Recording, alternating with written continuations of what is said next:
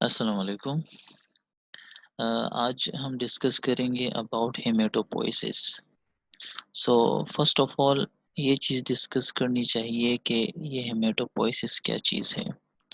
So this is the contents of the presentation.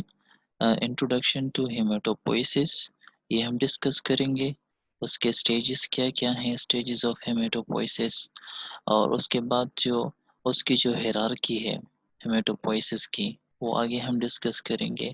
और जो growth factors हेमेटोपोइसिस के लिए रिस्पॉन्सिबल है वो डिस्कस करेंगे। So first of all introduction to haematopoiesis. Haematopoiesis जो है, आसान अल्फाज में हम कह सकते हैं कि it is the process of blood cell formation. आपके बॉडी में, आपके ब्लड में जितने भी ब्लड सेल्स हैं, red blood cells, white blood cells और प्लेटलेट्स, और जितने भी ब्लड सेल्स हैं, उनके फॉर्मेशन के प्रोसेस को हम कहते हैं haematopoiesis. So the physiologic process of the formation of the blood cells is known as haematopoiesis, और इसको हम हीमोपोइसिस भी कहते हैं। हेमेटोपोइसिस और हीमोपोइसिस ये एक ही चीज़ है। अब जो हेमेटोपोइसिस है ये आपके पास कहाँ पर होती है? बोन मैरो में। ये हम पिछले लेक्चर में डिस्कस कर चुके हैं कि बोन मैरो हमारा एक ऐसा टिश्यू है जिसमें ब्लड सेल्स की फॉर्मेशन होती है, जिसमें हेमेटोपोइसिस होती है। So bone marrow is the organ of haematopoiesis. अब ये जो हेमेटोपोइसिस है, ये आपके पास डिफरेंट स्टेजेस में होता है। एक को हम कहते हैं मेसोब्लास्टिक स्टेज, और दूसरा है हेपेटिक स्टेज, और तीसरा है माइलॉइड या बोन मैरो स्टेज। इसका क्या मतलब है? इसका मतलब ये है कि from the early embryonic life आपका जो बोन मैरो है वो डायरेक्टली फंक्शन शुरू नहीं करता, और ना ही वो बोन मैरो स्टार्ट से ही ब्लड सेल की फॉर्मेशन करता है। इस तरह नहीं होता। From the early embryonic life in the uterus of the mother, जब अर्ली डेवलपमेंट होती है एक फीटस की, तो आपके ब्लड सेल की फॉर्मेशन यॉर्क सैक से शुरू होती है। यॉर्क सैक एक स्ट्रक्चर है, अर्ली एम्ब्रियोनिक स्टेजेस में ये बनता है यॉर्क सैक। तो उस स्टेज को हम कहते हैं मीज़ोब्लास्टिक स्टेज। और फिर उसके बाद जो है आपका जो ये प्रोसेस है हेमेटोपोइसिस का, ये मीज़ोब्लास्टिक स्टेज से शिफ्ट होके हेपेटिक स्टेज में आ जाता है। यानी यॉर्क सैक से बाहर जो है फिर आपके लीवर जो है और स्प्लीन, उसमें भी ब्लड सेल की फॉर्मेशन शुरू हो जाती है। और फिर जब आखिर में डिलीवरी के नज़दीक और डिलीवरी के बाद आफ्टर द बर्थ, आपका जो मेन ब्लड सेल की फॉर्मेशन करता है कौन सा टिश्यू है? वो है bone marrow. This is called stages of the haematopoiesis. ये देख लें, ये आपका अर्ली एम्ब्रियोनिक टिश्यू है यूट्रस में, और इसमें यॉर्क सैक जो है ये आपका ये स्ट्रक्चर है, यॉर्क सैक। तो इसमें आपके पास प्रिमिटिव हेमेटोपोइसिस होती है। प्रिमिटिव का मतलब ये है कि यहाँ पर आपके जो आरबीसी के जो इमैच्योर सेल्स हैं वो सिर्फ बनते हैं। प्रिमिटिव हेमेटोपोइसिस इसको कहते हैं। पेरिऑक्सिक से जो है आपके पास ये चीज़ जो है यहाँ पर आ जाती है एजीएम। ये आगे हम वन बाय वन डिस्कस करेंगे कि मेसोब्लास्टिक स्टेज में क्या-क्या चीज़ें होती हैं, हेपेटिक स्टेज में क्या चीज़ होती है, और उसके बाद बोन मैरो से रिलेटेड। तो यॉर्क सैक से जो है फिर एजीएम रीजन में आपके ब्लड सेल की फॉर्मेशन होती है एजीएम, और उसके बाद फीटस में भी शुरू हो जाती है। यॉर्क सैक से जो है फीटल लीवर में, और उसके बाद एजीएम यहाँ पर फॉर्मेशन शुरू हो जाती है। और उसके बाद जो है फिर लीवर के बाद फिर फाइनली बोन मैरो में ये फॉर्मेशन शिफ्ट हो जाती है। और फिर ये बोन मैरो जो है after the birth it is the main organ for the formation of the blood cells. और डेफिनेटिव हेमेटोपोइसिस हम कहते हैं उस हेमेटोपोइसिस को जिसमें आपके पास सारे के सारे सेल्स बनते हैं, सिर्फ आरबीसीज नहीं, प्लेटलेट्स और डब्ल्यूबीसीज भी बनते हैं। और ये एजीएम में भी होता है, लीवर में भी होता है, और बोन मैरो में भी होता है। सो primitive hematopoiesis is the formation of RBCs immature cells in the yolk sac, while definitive hematopoiesis is the formation of all cells in the AGM region, in the liver and in the bone marrow. अच्छा जी, तो अब one by one discuss कर लेते हैं मेसोब्लास्टिक stage. Blood cell precursors first appear in the yolk sac during the third week of the embryonic development.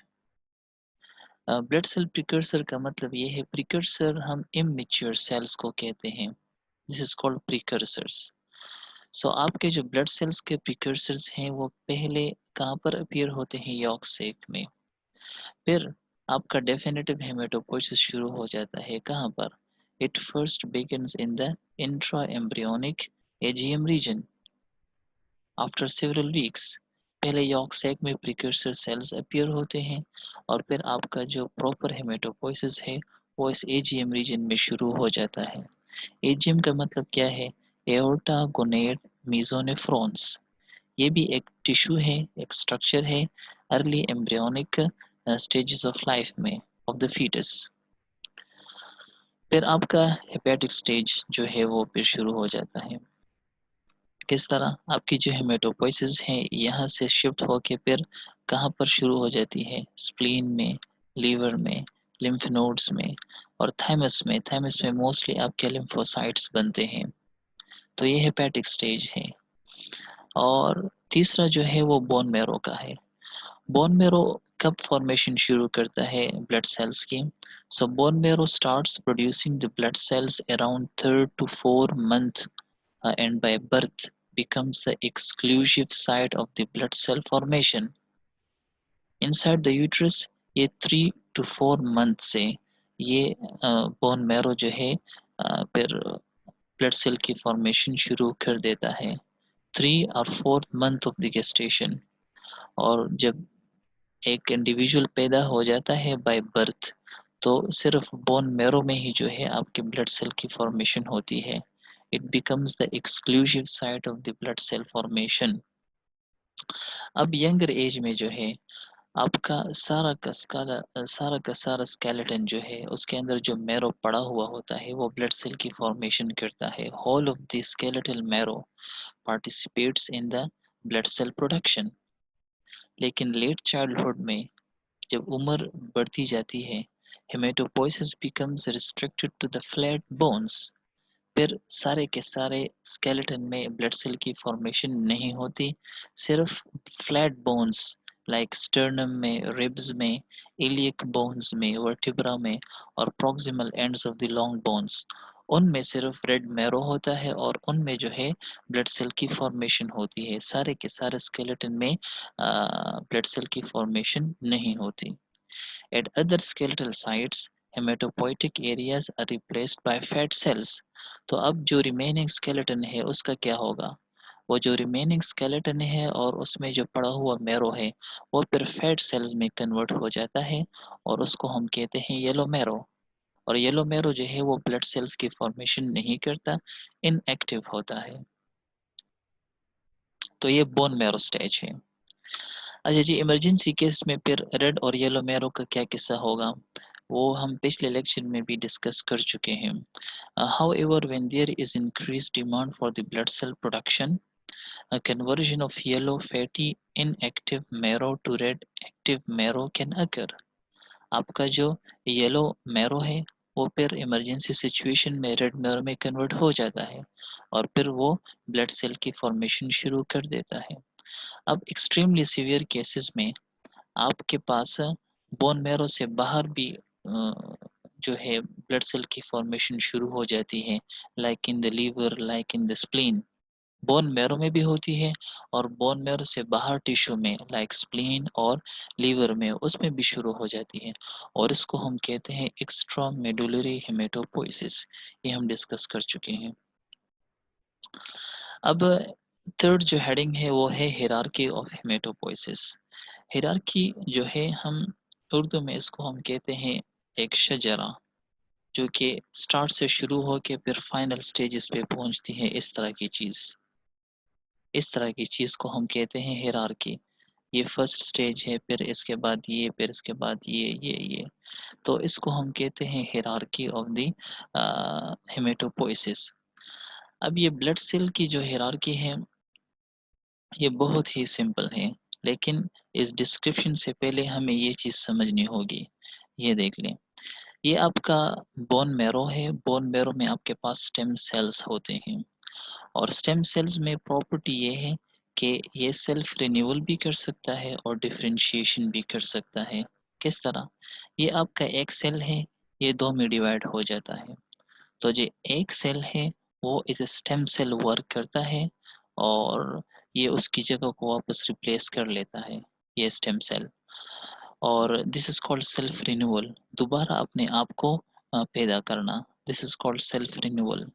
तो ये stem cell उसकी जगह रिप्लेस कर लेता है और ये सेल जो है ये फर्दर जो है फिर डिफरेंशिएशन करता है और आपके पास डिफरेंशिएटेड सेल्स और different kinds of mature cells की प्रोडक्शन करता है। This is the function of the stem cell. अच्छा जी, ये भी हो गया। अब बोन मैरो में आपके पास पहले तो स्टेम सेल्स होते हैं। इसकी अगर हम बात करें डिफरेंशिएशन की स्पेसिफिकली, तो स्टेम सेल होता है, फिर उसके बाद डिफरेंट स्टेजेस ये सेल बनता है, फिर उसके बाद different stages finally mature sales बनते हैं। अब इस डिफरेंशिएशन प्रोसेस में क्या होता है? अ, इसमें ये होता है कि आपके पास स्टेम सेल्स जो हैं वो मल्टीपोटेंट प्रोजेनेटेड सेल्स प्रोड्यूस करता है। मल्टीपोटेंट प्रोजेनेटर सेल्स, ये ऐसे सेल्स होते हैं जो कि आपके पास हर किस्म के सेल्स प्रोड्यूस करने की एबिलिटी रखते हैं। मल्टीपोटेंट का मतलब है यानी बॉडी का हर किस्म सेल आप इसे बना सकते हैं, लेकिन स्पेसिफिकली अब हम बोन मैरो की बात कर रहे हैं, तो यहाँ पर मल्टीपोटेंट का मतलब ये है कि ये प्लेटलेट्स भी प्रोड्यूस कर सकता है और आरबीसीज भी प्रोड्यूस कर सकता है और डब्ल्यूबीसीज भी प्रोड्यूस कर सकता है और लिम्फोसाइट्स भी प्रोड्यूस कर सकता है। तो ये ऐसे प्रोजेनेटर सेल्स हैं, मल्टीपोटेंट प्रोजेनेटर सेल्स। फिर ये मल्टीपोटेंट प्रोजेनेटर सेल्स जो हैं इससे जो है फिर डिफरेंट सेल्स बनते हैं और उसको हम कहते हैं कॉमेटेड प्रोजेनेटर सेल्स, यानी वो यूनिपोटेंट होते हैं। मल्टीपोटेंट से फिर यूनिपोटेंट में आ जाते हैं। किस तरह? फॉर एग्जांपल एक मल्टीपोटेंट है और वो 4 प्रोजेनेटर सेल्स बनाता है, वो भी कॉमेटेड। कॉमेटेड का मतलब ये है कि वो सिर्फ एक टाइप ऑफ सेल बनाएगा। फॉर एग्जांपल मल्टीपोटेंट ने 4 प्रोजेनेटर सेल्स बनाए और वो भी कॉमेटेड। तो एक कॉमेटेड प्रोजेनेटर सेल क्या बनाएगा? It will move toward the formation of for example RBC और फॉर एग्जांपल डब्ल्यूबीसी और फॉर एग्जांपल प्लेटलेट्स। और दूसरा प्रोजेनेटर सेल जो है वो क्या चीज़ बनाएगा? वो आपके पास लिम्फोसाइट बनाएगा, कॉमेटेड प्रोजेनेटर सेल। ये 2 हम कंसिडर कर लेते हैं अभी। तो अब मल्टीपोटेंट से बात यूनिपोटेंट में आ गई। तो 2 यूनिपोटेंट सेल्स जो हैं वो आपके पास अब एक आरबीसी, डब्ल्यूबीसी, प्लेटलेट ये सीरीज़ बनाएगा और एक जो है लिम्फोसाइट बनाएगा। तो ये कमिटेड हो गया है, यूनिपोटेंट हो गया है। फिर फॉर एग्ज़ाम्पल हम लिम्फोसाइट की बात कर लें, तो उसका अपना कमिटेड प्रोजेनेटर सेल होगा और फिर उसके अपने इमैच्योर सेल्स होंगे, प्रिकर्सर सेल्स उसको हम कहते हैं। हर एक सीरीज़ में फॉर एग्ज़ाम्पल आरबीसी का अपना सीरीज़ है, डब्ल्यूबीसी का अलग सीरीज़ है, प्लेटलेट्स का अलग सीरीज़ है। तो सीरीज़ में आपके पास जो मोस्ट इमैच्योर सेल्स होते हैं तो वो प्रिकर्सर सेल्स कहलाते हैं। तो कमिटेड प्रोजेनेटर सेल्स आपके पास प्रिकर्सर सेल्स प्रोड्यूस करेगा और फिर प्रिकर्सर सेल्स में फर्दर डिफरेंशिएशन होके फिर मैच्योर सेल्स प्रोड्यूस होंगे। तो ये एक हायरार्की है। स्टेम सेल से मल्टीपोटेंट, मल्टी से यूनिपोटेंट, फिर प्रिकर्सर सेल्स और फिर finally mature sales. For example किस तरह? ये देख लें, ये आपका ब्लड स्टेम सेल्स हैं। तो इससे 2 सेल्स बन गए हैं, for example myeloid stem cells और लिम्फोइड स्टेम सेल। लेकिन हम इसको किस तरह समझेंगे? आपका जो ये स्टेम सेल है, ये वाला ब्लड स्टेम सेल, ये मल्टीपोटेंट प्रोजेनेटर सेल है यहाँ पर, मल्टीपोटेंट स्टेम सेल है, जो कि ये सेल भी प्रोड्यूस कर सकता है और ये भी प्रोड्यूस कर सकता है। लेकिन अब ये प्रोड्यूस कर रहा है 2 कमिटेड प्रोजेनेटर सेल। एक माइलॉइड स्टेम सेल है और दूसरा लिम्फोइड स्टेम सेल है। तो माइलॉइड स्टेम सेल को हम कहते हैं कमिटेड और यूनिपोटेंट प्रोजेनेटर सेल, और ये भी क्या है, यूनिपोटेंट प्रोजेनेटर सेल है। अब इसके अपने सीरीज हैं, ये देख लें, लिम्फोइड स्टेम सेल का कमिटेड सीरीज, और फिर उसका ये प्रिकर्सर सेल है इस सीरीज में, जो कि सबसे इमेच्योर सेल है इस सीरीज में, लिम्फोब्लास्ट। और लिम्फोब्लास्ट से फाइनली आपके पास बी लिम्फोसाइट, टी लिम्फोसाइट और नेचुरल किलर सेल्स बनेंगे। तो अब ये मैच्योर सेल्स बन गए हैं। तो ऊपर से फॉर एग्जांपल स्टेम सेल, फिर ये मल्टीपोटेंट, फिर यूनिपोटेंट, फिर प्रिकर्सर, और फिर ये सारे मैच्योर सेल्स। इस तरह ये मामला इस सीरीज के साथ भी है। ये देख लें, माइलॉइड स्टेम सेल ये क्या है, कमिटेड प्रोजेनेटर सेल है, और अब ये माइलोब्लास्ट की सीरीज है जिसमें फाइनली आपके पास डब्ल्यूबीसीज बनेंगे। तो ये उसका सबसे इमेच्योर सेल्स है माइलोब्लास्ट, और फिर उसके बाद फाइनली आपके पास मैच्योर सेल्स बनेंगे granulocytes like eosinophil, basophil, neutrophil. इस तरह प्लेटलेट की भी अपनी सीरीज है और आरबीसी की भी अपनी सीरीज है, ये आगे हम डिस्कस करेंगे फिर नेक्स्ट लेक्चर्स में। अब ये देख लें, हेमेटोपोइसिस ये आपका प्लूरिपोटेंट स्टेम सेल है। अब इसने क्या चीज़ बनाई, कॉमन माइलॉइड प्रोजेनेटर सेल, लेकिन ये कौन से हैं, ये कॉमेटेड है। कौन से, ये कॉमेटेड है, और ये भी कॉमेटेड प्रोजेनेटर सेल है।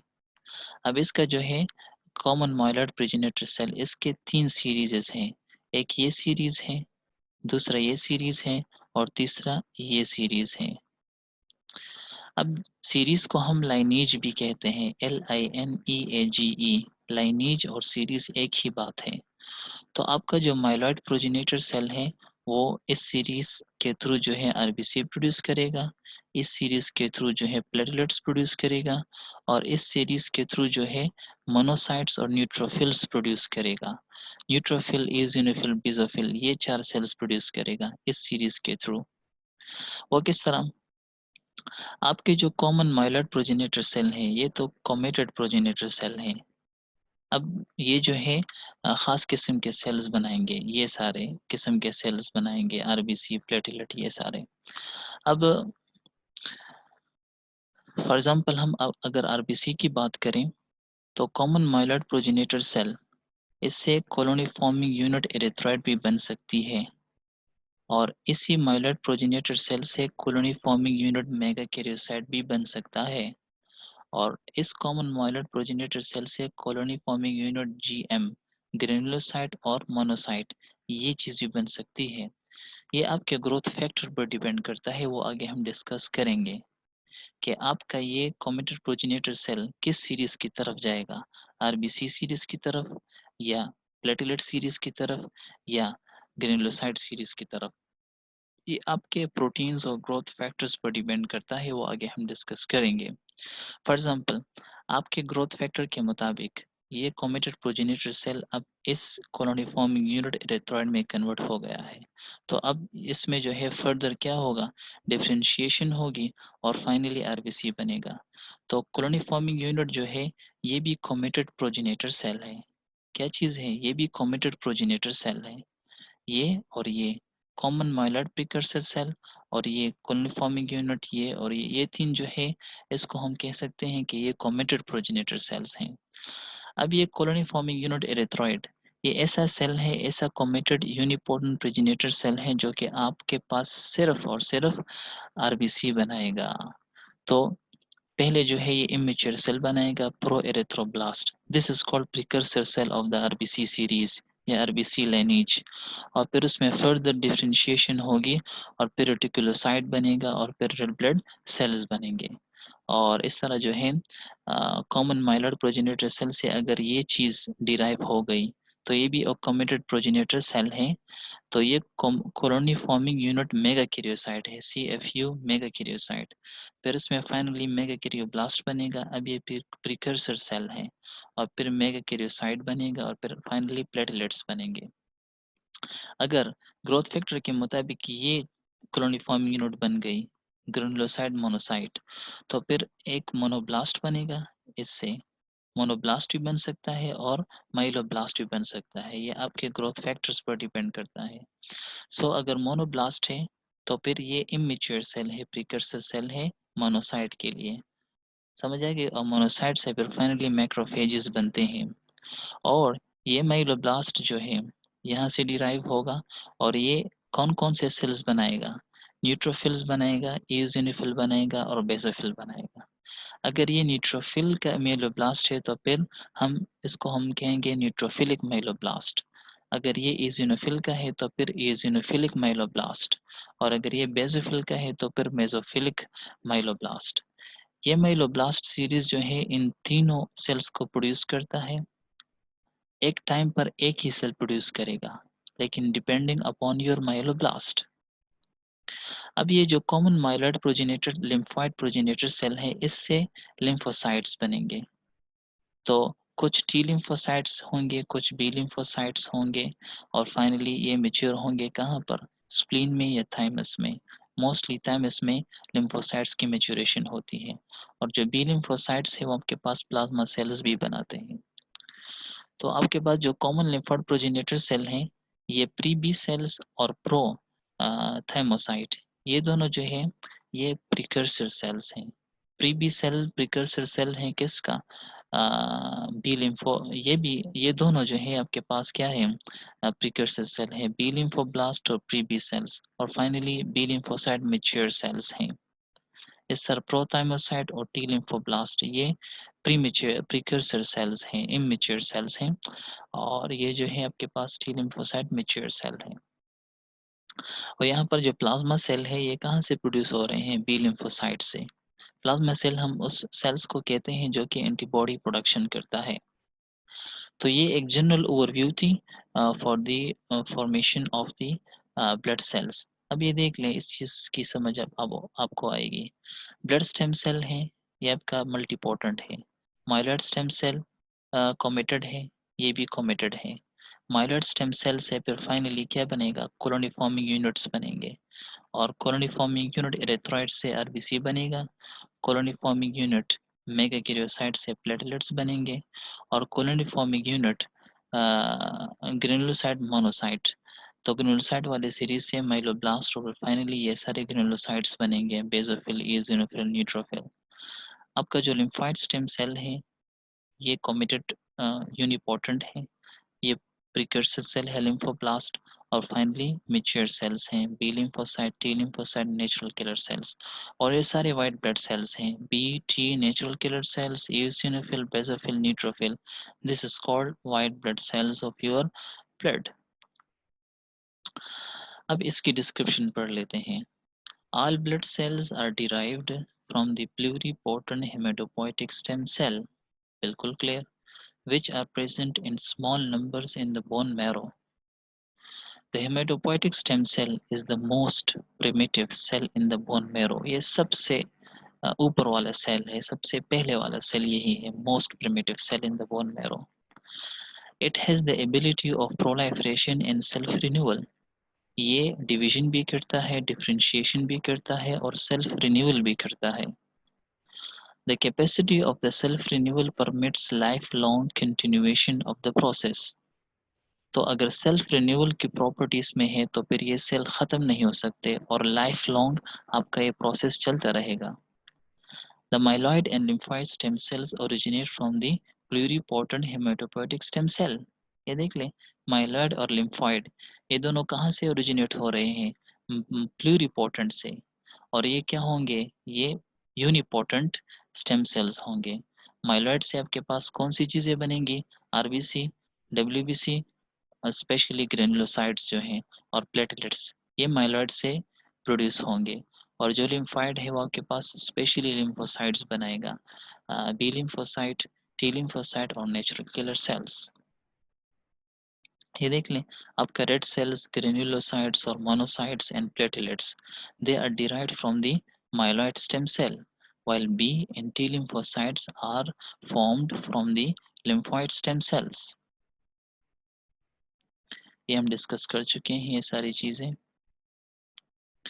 अच्छा जी, ये ग्रोथ फैक्टर्स की हम बात कर रहे थे कि ये ग्रोथ फैक्टर्स क्या चीज़ हैं। तो आपके ब्लड सेल की फॉर्मेशन के लिए कुछ प्रोटीन्स चाहिए और उस प्रोटीन्स को हम कहते हैं हेमेटोपोइटिक ग्रोथ फैक्टर्स, HGFs।